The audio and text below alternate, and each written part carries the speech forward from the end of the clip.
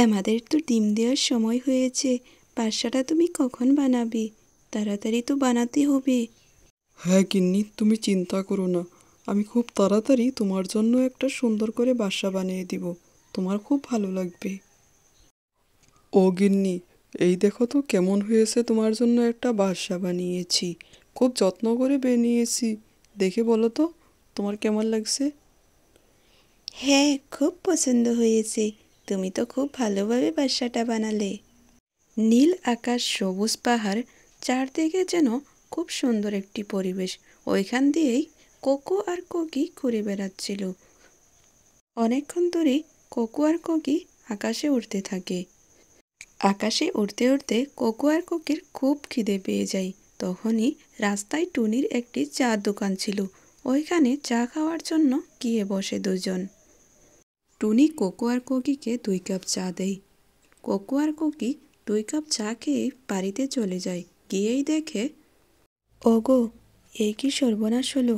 আমাদের ডিমটি কে খেয়ে নিয়েছে? কোথায় গিয়েছে আমাদের ডিম? আমাদের এই সর্বনাশ কে করেছে? আমি ওকে ছাড়বো না। আমাদের বাচ্চাকে যে খেয়েছে ওকে আমরা মেরে ফেলবো। কোকো আর কোকি খুব কষ্ট পায়। ওগর ডিমগুলো কে যেন নিয়ে যায়। কিছুদিন পর কোকি আবার ডিম দেয়। এই ডিমগুলো দেখে আবার ওরা খুব খুশি। ডিমগুলো রেখে ওরা বাইরে খাবার জন্য যায়। বাড়িতে এসে দেখে আর ডিমগুলো নেই। কে যেন ওরা এই সর্বনাশ করছিল। ওরা বুঝতেই পারছে না। এইভাবে অনেক দিন চলে যায়। কিছুদিন পর আবার ওরা ডিম দেয়। এইবার ডিম দিয়ে কোকো আর কোকি অন্য রুমে লুকিয়ে থাকে। এটা দেখার জন্য ওগর ডিমগুলো কোথায় যাচ্ছে। কোকো আর কোকি এইবার ডিম দিয়ে ঘরে লুকিয়ে লুকিয়ে দেখতে থাকে অগর ডিম কে খায়। তখনই দেখে একটি ভয়ানক অদ্ভুত প্রাণী এসে অগর ডিমগুলোকে মুহূর্তে খেয়ে শেষ করে দিচ্ছিল। কোকো আর কোকি এইবার বুদ্ধি বের করে একে শেষ করার জন্য। তার জন্য ওরা একটা বুদ্ধি করে।